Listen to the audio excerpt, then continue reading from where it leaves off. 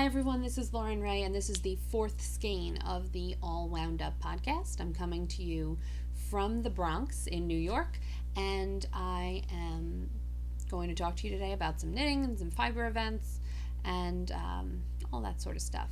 You can find me online on Ravelry as Mistral. The spelling of that will be down here. And you can find me on Instagram as lore.romero. My Instagram isn't only knitting stuff. I do post pictures of other things on there as well. So you might see some cat pictures and just some stuff from my life. But it is mostly knitting, I've noticed. I tell people it's knitting and cats. If you can stand that, you can follow me. Please feel free to do that. Also, if you like this episode and you like the podcast in general, please feel free to like the episode and subscribe to my podcast. That link is below. It is a little horn, right? Isn't that what it comes up as on YouTube? Hope so.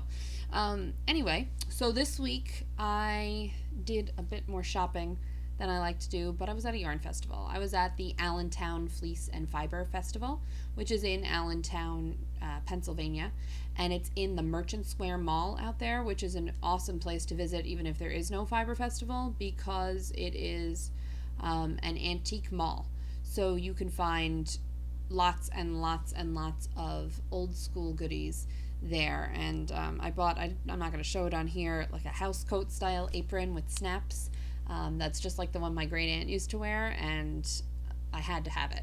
Absolutely love it. But there were all sorts of fun things there to check out. The festival itself is organized by Kelly of Shirsty Cat Designs. So she did an amazing job this year. There were lots of vendors and lots of people visiting the festival, so that was pretty fantastic. So it'll be again next year. Probably around this same time of year, and I hope that people are able to make it out to it because it's fantastic. My first fiber festival that I ever went to was Rhinebeck, so it kind of ruined other fiber festivals for me. I used to go to them and I'd be like, wow, this is so small.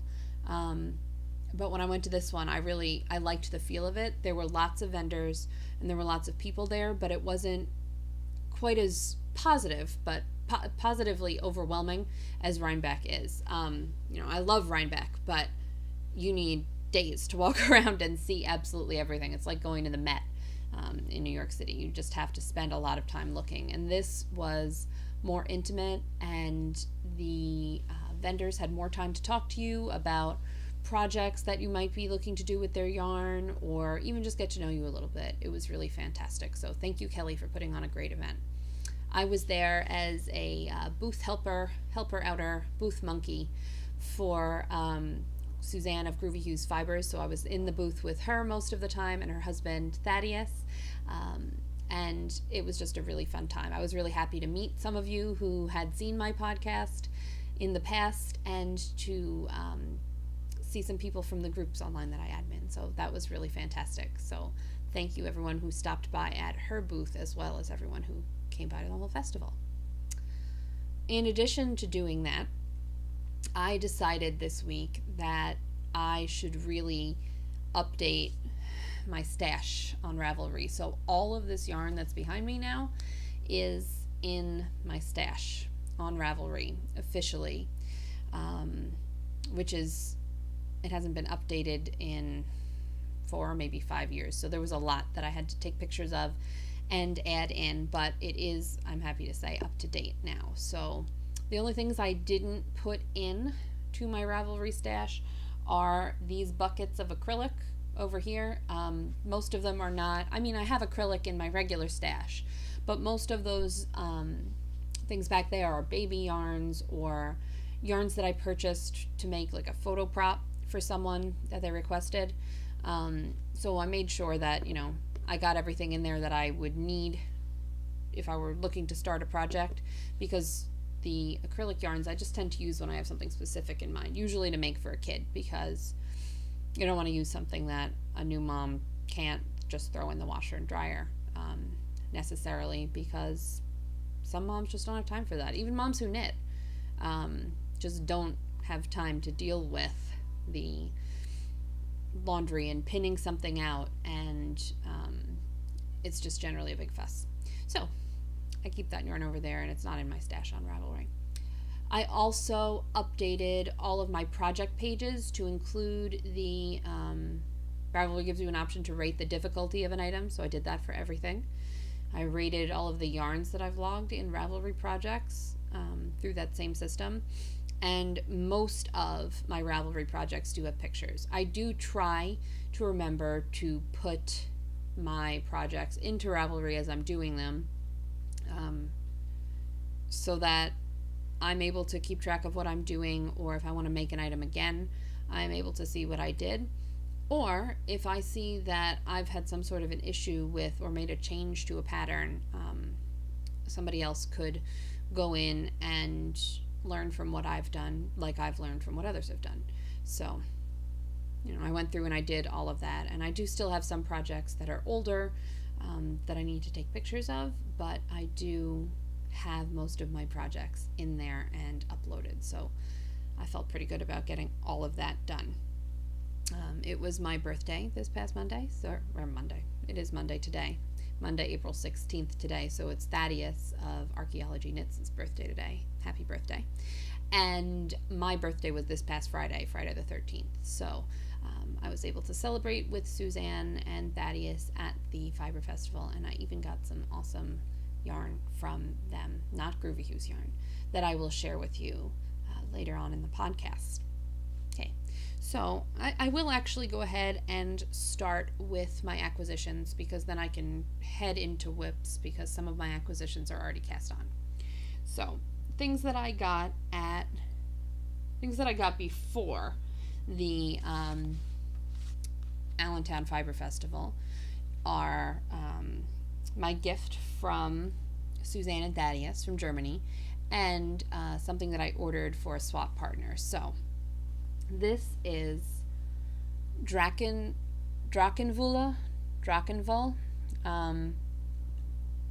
something about hand something yarn.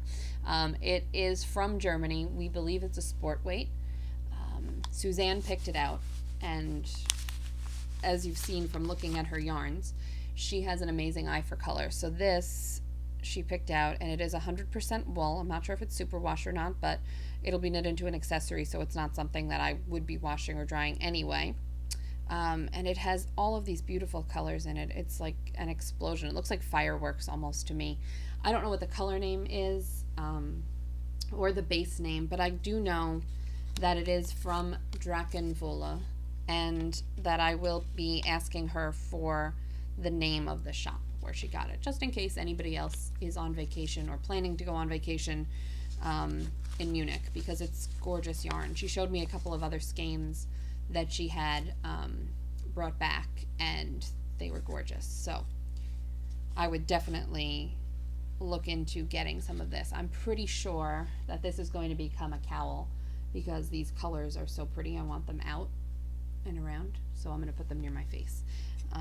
And I'm thinking the Capture Cowl by Lisa Mutch of Northbound Knitting is what I might go with. So, and I actually already put those new yarns from this weekend into my stash on Ravelry as well. I'm feeling really ambitious and organized. So, the next acquisition that I have is from a dyer who is local to me. Well, local to where my mom lives, sort of local to me. It is from Lambstrings yarn. I had to edit where I knocked my microphone over, so I'm not sure if this is staying in. Lambstrings yarn. She's local to where my mom lives, out on Long Island, and she is a favorite dyer of mine, definitely, for sure. She's a former fine arts major, so she has a master in fine arts as well, I believe. So she has a great eye for color as well. This is her Ewetopia Sport base, so it's 100% superwash merino, and it is in her Sexy Librarian colorway. Sexy Librarian used to, I don't know if it still is, be her favorite colorway of hers. I know I've heard her say that of other things since, but this used to be her favorite colorway. And I'm participating in a swap, so this will be knit up into a gift for my swap partner, for my giftee, who doesn't know who she is, and I don't know if she watches, but if she does, she won't know who she is, so I feel like I can talk about it. I'm going to make it into a Cowl that's by a local designer. It's by Lars. He lives out on Long Island, on the South Shore. And I'm going to be making, hang on, I have it written down. I'm going to be making the Coriolis effect cowl from him. That is from his Modern Lopi collection. And he is best known, Lars is best known for making beautiful Icelandic sweaters. And he actually has released books that have a book that has a pattern of other patterns in it, that has a lot of other types of patterns in it. They're actually his second book was Presto, and it's patterns that are all able to be knit in a weekend out of super bulky yarn. So while he recognizes the slow knitting movement and is big into the beautiful patterned yokes, he also recognizes that not everybody's always going to have time for that. So he made his Presto book. This is just a pattern that he has on Ravelry, Coriolis effect, and I will be making it for my swap partner, so we'll see. He does actually also have a bunch of other patterns that are queued up and ready for release. I was talking to him, and he hopes to be getting those out soon. So if you don't already have him favorited on Ravelry, you might want to, because he is going to be releasing a whole bunch of stuff in the coming months. So keep that in mind. Okay, the rest of my acquisitions are all from the Allentown Fleece and Fiber Festival, the Allentown Fiber Festival, sorry. And they are all designated for specific projects. I went to Allentown with an album in my phone, knowing that fiber festivals, it's notoriously difficult to get onto the internet at them because everyone is trying to check Ravelry for projects, and the vendors are using Square to do their purchases, and they need the Wi-Fi. You don't need the Wi-Fi to look at Ravelry if you have a smartphone. So what I did was I made an album. I showed it to you last time, 2 weeks ago, on my phone, of a picture of the pattern as well as the yarn that I would need to make the pattern. So that I was able to just flip through my album when I went into a booth and have an idea of what was going on. I do think that this had the intended effect. I only bought 6 skeins of yarn for myself at the festival, and they all have a purpose. I also gave myself an incentive that if I didn't buy yarn on the second day, which was very difficult because there was so much beautiful stuff, that I would let myself buy a nice shawl pin. So I bought myself a fancy shawl pin, because the one that I have from Ridiculously Cute, that's Jen Antiolini, is beautiful, but when I wear it with a heavier shawl, it gets overwhelmed, and I don't want to bend or lose it. So I bought myself something a little bit more sturdy, and I will continue to use that one on things that are more delicate. So my first purchase is not my purchase at all. A friend of mine named Krista, who is in Suzanne's group, Groovy Hughes Fibers, the grooviest of them all, Friends of Groovy Hughes Fibers, she sent me a message, and I didn't get it until we had left the festival the first day. And she said, "Oh my gosh, I really want a skein of the Oink Pigments exclusive colorway for the show." So she sent me a message and asked me, could I get that for her? So yes, I could. Krista, if you're watching, here it is. This is Give Peeps a Chance, and you were only able to get this at the Fiber Festival. It did come with a pin that was free with purchase, so that's kind of cute, little piggy. And it is a beautiful colorway that kind of has lots and lots of different peep colors in it. There's the traditional yellow chick peep, there's the hot pink bunny peeps, and there is that beautiful aqua that came out sometime when I was about 10 and that I fell in love with, and it stains your tongue blue. So this is Give Peeps a Chance, and this is going to be going in the mail straight away to Krista. It is on the Targhee sock blend, so it's 90% Targhee wool, and it is 10% nylon. I just want to take a look. It is a superwash Targhee, so it can go in the washer and dryer, and it's good for socks. It feels like it would be nice and sturdy, a little bit more sturdy than merino, but it's beautiful. That is, like I said, from Oink Pigments, and it is 100% American grown wool, American farmed wool. So it was dyed here and sheared here. So that'll be going in the mail to Krista. So that's not mine. That was bought on the second day, but not by me. So there's that. My first purchase at the festival was made from a dyer that I've heard of on other podcasts, most notably on the Naughty Nitwits, Michelle of the Naughty Nitwits. She's the brunette who recently stopped straightening her hair and went curly, because curly girls rule. And it was from Barnyard Knits. So Barnyard Knits is Kim, and she's from New Jersey. So this is all dyed in New Jersey, which is local to the Bronx and local to me. So, it's nice to be able to have that. This is her business card, but I did buy 2 skeins from her, and they are for one project. This is her 75-25 sock yarn. This colorway is called Cinnamon Bark, and I bought 2 skeins of that. They're both 463 yard skeins, so that is a nice chunk of yarn. I plan to make TPCT out of this. TPCT is the perfect crop top. Now, I would normally not want to wear a crop top, but the designer has taken pictures of it in a way that I would be willing to wear a crop top. She shows it on the Ravelry page for the pattern as being worn over a dress. So I'm thinking that what I'll do is I'll knit the body to the length that the pattern calls for, and then I'll make the sleeves as long as whatever yarn I have left, or until I feel like stopping, whichever comes first.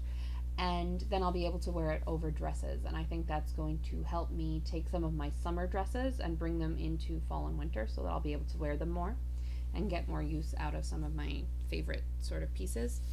The reason I chose this yarn, and actually I didn't choose it by myself, Kim, the dyer, helped me, is I love, right in here, this ballet pink blushy color, but it doesn't really love me. My skin tone, I look dead. So we picked this one out because it has the beautiful caramel colors and browns and some green in there to help make it something that I could wear and that won't make me look like a walking corpse.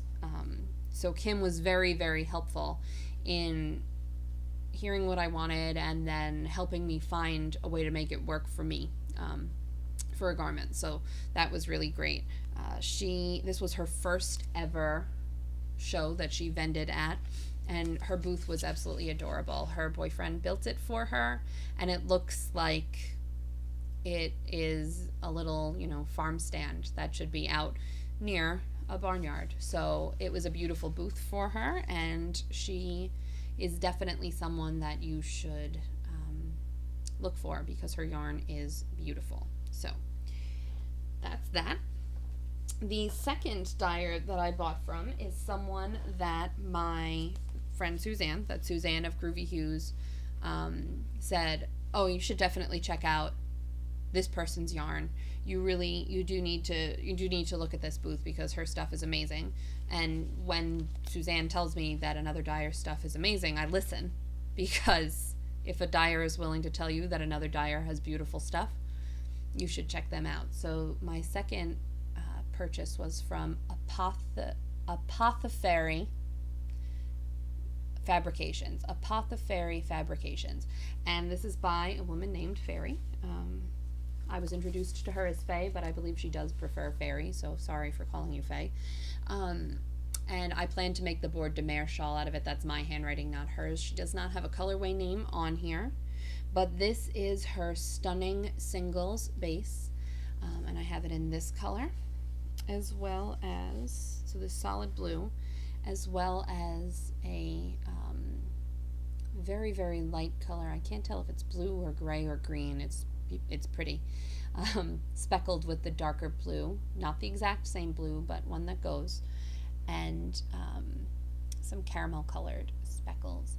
And I'm going to be making the Bord de Mer shawl out of this, and that's by Colette Audrey. So that'll be a 2-color shawl, and will be solid blue with the speckled lace down at the bottom. These skeins hanks were displayed in an informal fade kit, so they could be purchased separately, but Fairy had them displayed in such a way that it would give inspiration to people who wanted to make a fade and just couldn't come up with one. So she thankfully was selling them separately as well, and they are going to someday, hopefully soon, become a shawl. They're a lightweight fingering, or even lace. I think it's fingering though. And they are going to make something, I can already tell from the silk, that's beautifully drapey, and that's going to be a lot of fun to wear. So it'll be nice and lightweight, and I can't wait to cast that on, but I have so many other things on the needles that I can't yet. So those were the two types of yarn that I purchased at the Fiber Festival. Fairy was also giving away with purchase cute little sheep stickers, so I had to get one because I don't know of any knitter who does not want a rainbow sheep in their life. So I had to get a rainbow sheep sticker because rainbow sheep. Oh, another thing that I purchased from her booth is this bag from Darn Yarn MN. The top has constellation fabric, so it looks like the night sky. The bottom is a felt in green. It's lined with mustard yellow colorway that picks up on the gold from the stars beautifully, and it has a leatherette. We'll call it leatherette, vegan leather. My mom always calls it leatherette. It must be from like the 50s or 60s.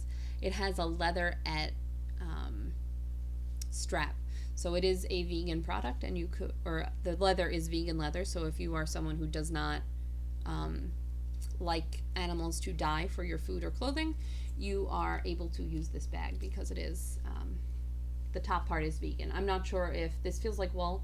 I'm not sure if it has wool in it. I use leather and wool and eat meat, so I didn't think to ask, but I did message Fairy earlier today to check and see that this was vegan or not vegan, just so that I could tell you, in case that's something that makes a difference to you when you're deciding what products to buy. So this bag by Darn Yarn is, it does have a vegan leather handle. It's nicely lined. It's nice and sturdy. It's like a small sock size or a cowl, so I might be putting the cowl for my giftie out of Shanna's yarn in here once I'm able to cast that on. It's due by June. I have to ship by the end of May, so I have to get a move on, but I should be able to finish it. And I'm really excited because I didn't realize it, but it matches my accent nail, so now I really feel like I have to start using it. But I also purchased that at Fairy's booth.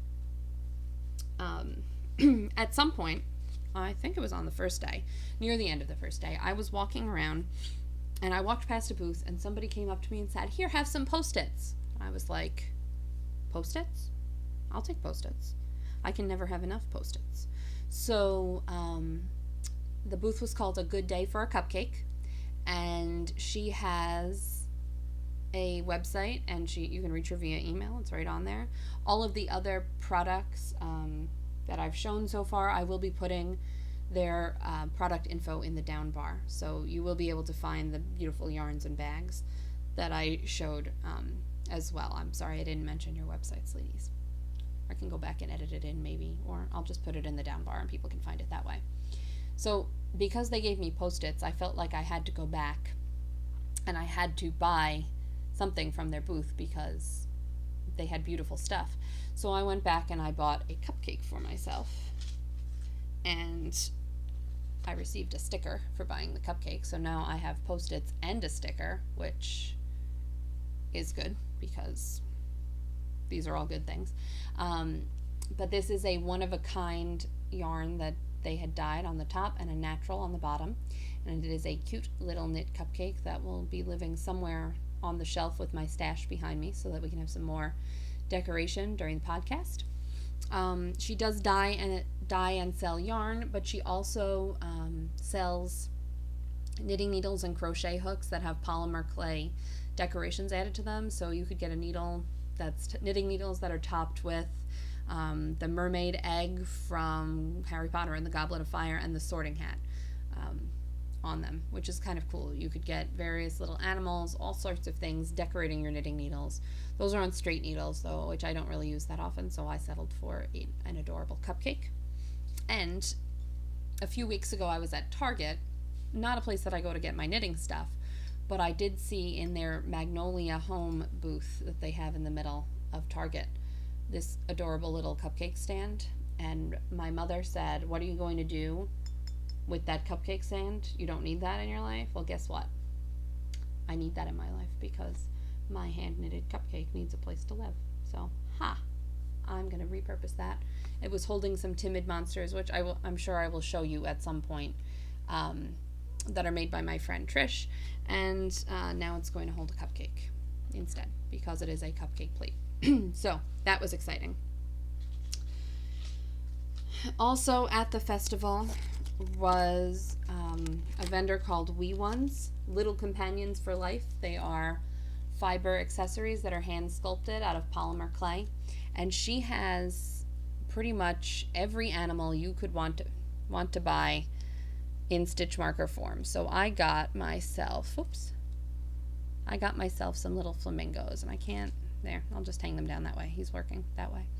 I bought myself some little flamingos, and they are adorable. They are regular steel rings. They are not progress keepers, but stitch markers. There are 4 of them, and they were $25. But when you look at all the detail that goes into it, I know it seems like a high price, but if you look at all the detail that goes into it, she really could charge much, much more. And one of my lights is starting to die, so I apologize. I'm going to have to talk faster than my already fast Long Island talking.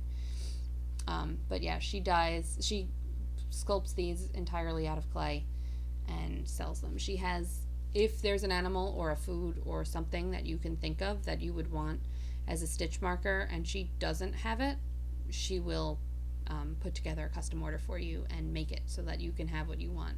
I purchased something for my giftee in her booth as well in the swap, but I'm not going to show that because the person who it's for might know who they are if they see that, because it is made to look like their pet. So I don't want to show that off and have somebody potentially know that it's them based on the type of animal that I had sculpted. Well, that I didn't have sculpted, but that I bought from her for them. So, flamingos. They were really cute, and they're really well made. So as I said, on the second day, I told myself if I didn't buy any yarn, I could buy a shawl pin. So I went to a booth called Rajkovich Designs, and there's their card. And it is a shawl pin made out of 12 gauge aluminum, and they say that you can slightly gently bend it to suit your needs. But this pin screws into the fabric of your shawl, and actually I'm going to show you on the cupcake. It screws into the fabric of your shawl, and what you do is each time you bring it around, you make sure that you catch between the stitches, and then you are able to bring it through and it'll screw in and hold the shawl in place. So here, if I do it this way. And I'm someone who's prone, there, it holds it quite well. I'm someone who's prone to losing little things. In fact, I lost this twice, just hanging out in Suzanne's booth because I stuck it in a project bag and couldn't find it, but I like that it screws in to what you're wearing so that it doesn't fall off and get lost like I've found some other shawl pins are prone to do if you're someone who's not always able to keep track of themselves. So the other thing I bought from her booth are stitch markers, and they are for smaller size needles, but I usually knit with smaller size needles, so I'm okay with that. They are little silver colored, probably aluminum, stars with a bead on each one. There were several of them in there, and they are really, really cute. So even though I have a lot of stitch markers, I needed these very badly, so I had to get them. The final thing that I purchased at the festival was, again, purchased from the antique shops outside. It is not actually an antique. I bought it in a sewing shop, but I bought a giant tomato pin cushion to hold my blocking pins because they kept getting all tangled up.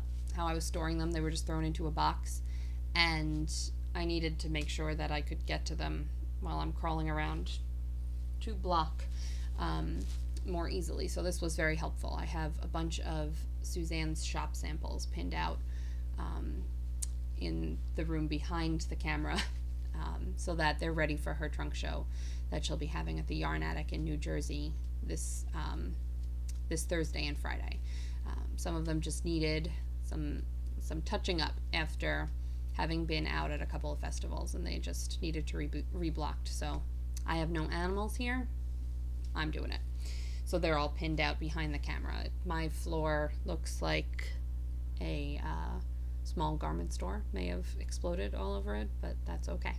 So I'm blocking those out for her. I can't show them to you because two of them are new designs by Thaddeus of Archaeology Knits, so I don't want to bring them out and steal his thunder by showing them off.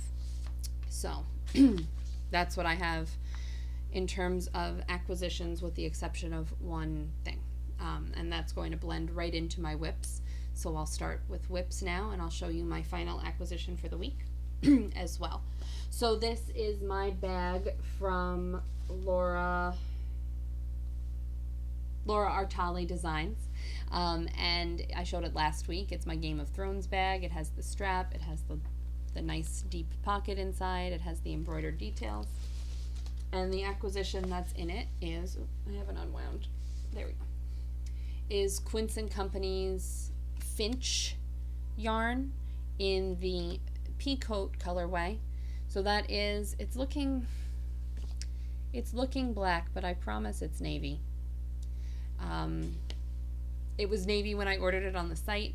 When I got it in person, it was a little bit deeper than I thought it was going to be, but that's how dyeing yarn works. It was probably a different dye lot than was photographed.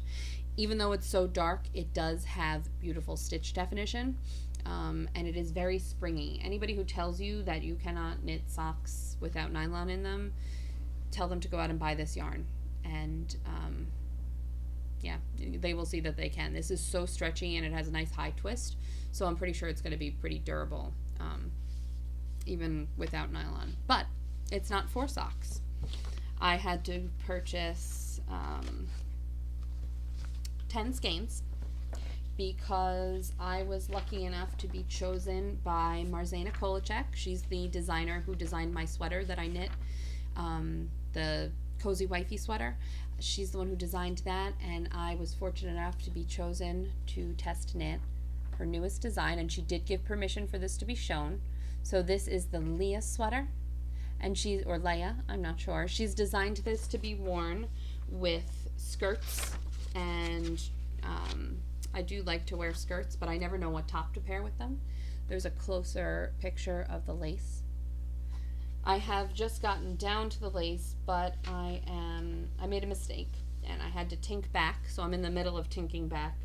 I stopped because I was at the Fiber Festival, and I wanted to make sure that I was able to focus on this because it is a test knit, and so I want it to be right the first time, even though I already made one mistake. So this is the top. It is a top-down sweater, and this is the front. Can't really tell right now. It is a bunch of garter stitch. Let me try to block out some of that light that's blowing it out. Both lights are dying now, so I really do have to hurry. It is fuzzy, but it is, you'll see it again. I'll show it next time as well, hopefully with more progress. This is the top, and it's going to have a lace yoke around here. It is being knit currently on size 2.5 needles, which are hard to find in a lot of local yarn stores. I did have to buy them online, even though I prefer to buy my needles locally. These are Knitpick's Knitter's Pride Dreams in that size 2.5, and they are being used for the garter section through the lace, and then I will be switching to 4s and using those 4s down the body, which will be in stockinette. My beginning of the round marker is from Two Sticks and You. It's a little rainbow sheep, and I have a progress keeper in the project, which I will move to keep keep you guys apprised of where I am and what I've done in the 2 weeks until the next podcast. That is a fruit tart, and that is from Pitter Patter Polymer. So that will be being moved down as I knit, but I won't move it until the next podcast, so that I'll move it today, and then I won't move it until the next podcast, so that you guys can see how much or how little I've done. This is due the 14th of May, so I do have to pick up the pace. It's already the 16th of April, and I don't even have the lace yoke done. But I definitely think I'll be able to get through it for her without too much of an issue. The other garment that I have worked on is my tank top that I said I was going to make from the Debbie Bliss Pure Silk, the celery colored silk. I did cast that on. So here is my original swatch that I made with the size needles that the pattern called for, which are 6s. That didn't work. This is the swatch that I made with my 2.5. So this does knit gauge, and you are able to see that it does still have a bit of nice drape. Hopefully that won't happen again. Sorry. But I got a text and I turned off the notification, so we're editing back in. Yeah, so this is a nice drape on 2.5s. I had to take the needle out of this to work on the top part of my sweater, so I can't work on this right now, but this is progress from last time. I didn't touch my dangling conversation shawl, the black, white, and yellow one, my Find Your Fade, which you guys haven't seen, but I said I wanted to finish before Long Island Fleece and Fiber Fair next month. It's probably not going to happen. It's going to be on the needles for over a year, which is a little bit embarrassing. It's not that it's difficult, it's just a lot, and I got mad at it because I messed up my colors. Anyway, or the multi-directional cardigan, where I'd knit the cuff in the wrong size needle, and it wasn't stretchy enough as a result. So, I didn't touch that. Right now, this is on 2s that I just picked up the stitches and moved them off, so you can't really see too well. It's a shorter needle than it calls for, as well as being a smaller needle, but I'll stretch it out so that you can see. This is the bottom. It's a bottom-up design. It has a loopy lace shell sort of pattern down at the bottom with a little bit of garter stitch, and then it goes into the stockinette that will make up most of the body. The cast on was a brute. It was over 400 stitches for the size that I chose, and then the loopy lace had to be knit, and that was not difficult, just tedious, kind of like a Peecoat bind off, or the loopy bind off on the bottom of Hoagie Locatelli's Party on My Needles shawl. It was very similar to that, but I liked it a lot. I like how it looks. I'm glad that I took the time to do it rather than just making a rolled panel on the bottom like I considered. I do like the drape of this. I do like the feel of the yarn. I do not like that I just slipped stitches off my needles. So I have to not touch this. I'm going to lay it down very gently so that I don't lose the stitches, because it is silk, so it is slippy. That is, like I said, I'm getting gauge on 2.5s, and I am mostly knitting it on my Knitter's Pride Dreams that are currently in the Leah sweater. I will be moving those back over. This is the cover page for that pattern, so you can see. I don't know what's going on with the light from the window. Let me turn the screen a little bit and see if that helps. Okay, that does help. So this is the cover page of the pattern, and you can see different angles of it.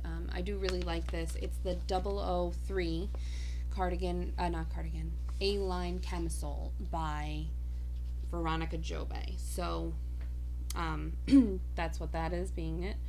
And I have a progress keeper on this as well. It is, there we go. It is a grilled cheese sandwich with a bite taken out of it. You can see right there. And that is also by Pitter Patter Polymer. Then my beginning and end of row marker is somewhere. There, no? I think it fell off when I scrunched the stitches. That's not good. Yeah, here it is. This is by Jen Antiolini of Ridiculously Cute. It says, I received this in a Christmas swap that I participated in. It says Wish on the silver disc, and it has little celery green pearl beads. So I decided that that matched perfectly, so I had to use it. Sometimes you just have to match your accessories, your notions, to what you're knitting.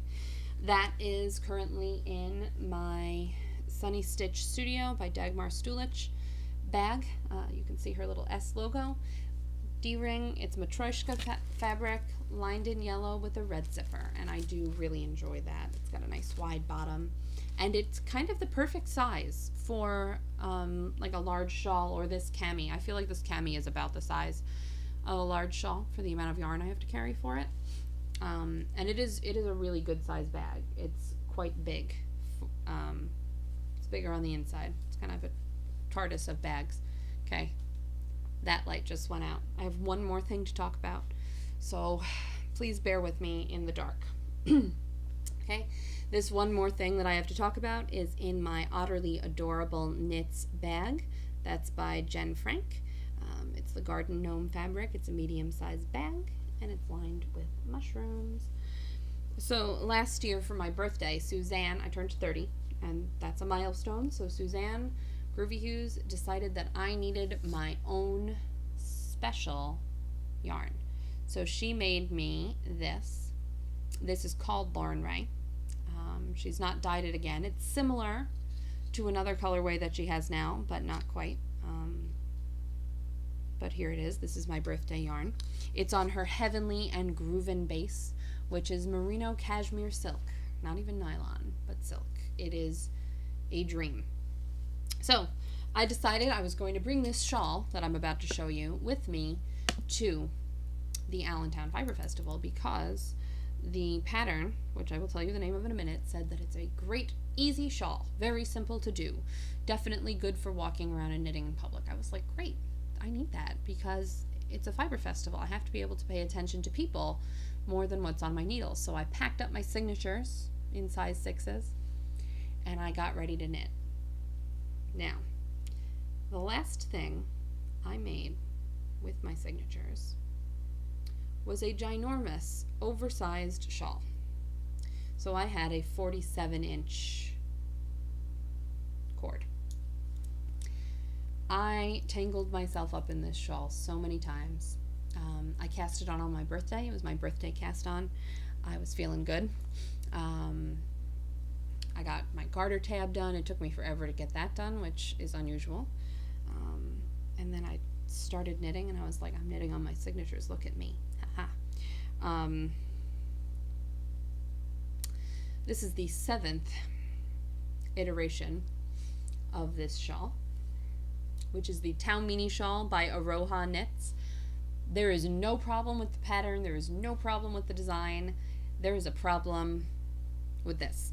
So I started out with my beautiful signatures, and then I switched to boy needles from Walmart. I tried to purchase new needles at the festival. I wanted 16 or 24 inch size 6s, and every single vendor there who had needles was sold out of them. Apparently a lot of people were starting drapey shawls or summer weight sweaters, and I just was too late to the game to purchase those needles. But we went to Walmart and I got the first pair of straights that I've bought in I don't know how long. It's finally getting long enough that I can take it off the straights, but I wanted to leave it on there for the podcast so that I could share that it took me, this is the 7th time starting this shawl, to knit it. It is, like I said, the Taumini design, Taumini shawl, Taumini by Aroha Knits. It is a crescent-shaped shawl. Starts with a garter tab and it expands out this way. It will be very large. It's made. It will be made with 2 full, over 400 yard skeins. I have a row counter on the end so that I can keep track of where I am in the pattern. The pattern is very well written. It is me who had the problem. After you read through the construction and all the directions, she gives you, like the breakdown of the Stormy Sky shawl that I was talking about, after each section how many stitches you should have so that you can check your work and make sure that you're doing it right. Then when you check your work 6 times and see that you don't have the right stitch counts, you realize that maybe the problem goes beyond tangling up in an extra large cord. And you reread the directions, and the 7th time you try to make the shawl, you repeat the first section 3 times like the directions call for, rather than just once, and then you figure out what's wrong with your stitch count. So hopefully I have a little bit more luck knitting on this in the future, because it is a very nice design and the yarn is beautiful and very special yarn. So I will be switching the cord on those now that I've talked about how I'm having a problem with it. But I will be switching the cord on my signatures and moving it onto those today, and then switching back to Leah to tank out those stitches. But I have a progress keeper on here that I'll move up after the podcast. This is by Pitter Patter Polymer. It is a turtle sandbox modeled after the sandbox that so many of us had in our backyards. It was either by Fisher Price or Little Tikes. The green turtle and the shell was the cover so that no outdoor animals used your sandbox as a litter box. We had it in my mother's backyard until I was about 25 before she finally said it was time for it to go. Obviously, I didn't play in it at 25, my own personal sandbox, but it had been sitting in her yard for years unused, and we finally, rolled it out to the curb. And they took it away, and it was recycled because it's plastic, so that was kind of cool. But yeah, so this is the Talmini, and hopefully it will be larger next week because I'm bringing it with me. Suzanne of Groovy Hues has another event coming up this weekend, well, this Thursday and Friday, and there goes my second light. They did dim down, so that's kind of good. At least they weren't out right away. She does have another show this coming weekend. It's a trunk show at the Yarn Attic in New Jersey, and I know some of her customers said that they would see us there. They were at the Allentown Festival, and then they're going to come to the Yarn Attic, so that'll be fun. And that trunk show is part of the New Jersey Wool Walk, which runs from this Thursday, so the 19th through the 22nd. So if you're in New Jersey and you want to come check us out, Suzanne from Groovy Hues and me, Lauren Ray of the All Wound Up podcast, will be there. She will have all of her beautiful, beautiful, beautiful yarns, and I will be her driver. So I'll be there too. But I will be knitting on this shawl made out of her yarn. The New Jersey Wool Walk is running the same weekend as the Long Island Yarn Crawl. So if you're in the area, you could check out either or both if you're feeling particularly ambitious. I know that the Long Island Yarn Crawl has 10 stores this year, and they run from the Nassau-Queens border all the way out to the Hamptons.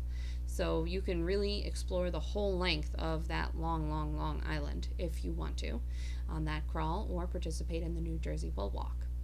Another event that I know of that's coming up is the Long Island Fleece and Fiber Fair. That is next month, May 19th and 20th.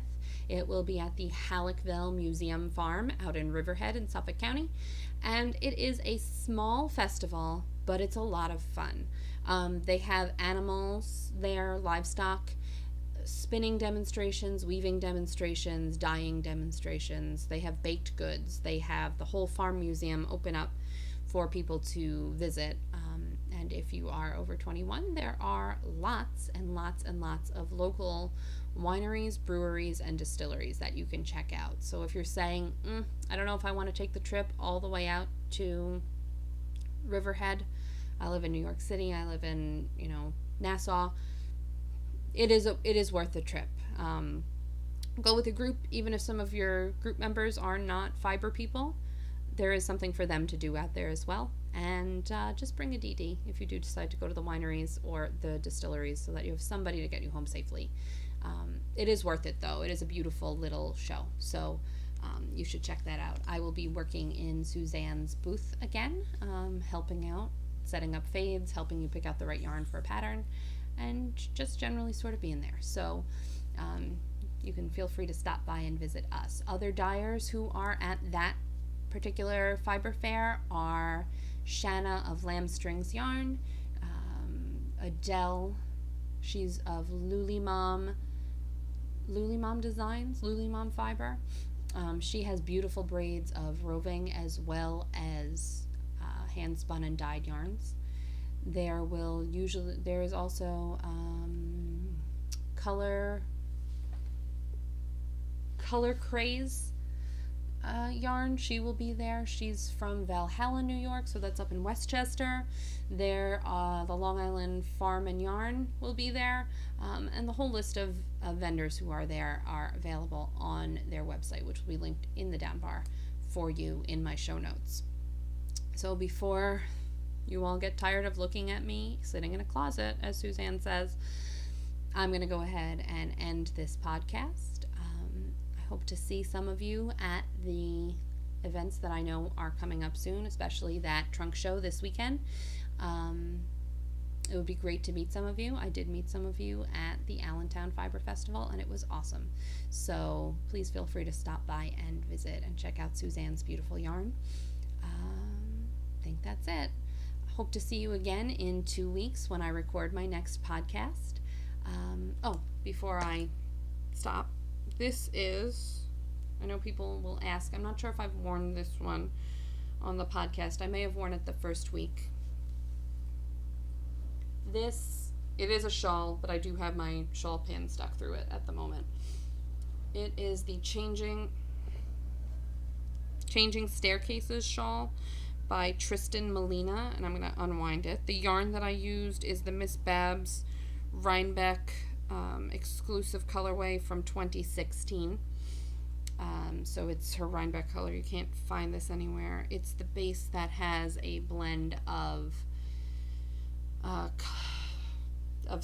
silk and merino, I believe, but I will double check and post it in the show notes down at the bottom. So it's Changing Staircases by Tristan Molina. That is now a free pattern on Ravelry. So if you were interested in making the shawl that I'm wearing, that's what you should look for. It'll be, like I said, in the down bar. So I will see you hopefully in 2 weeks. If you liked this podcast, please like and subscribe to this video and channel, and I hope to see you back. Thanks for joining me. Have a good 2 weeks. Bye.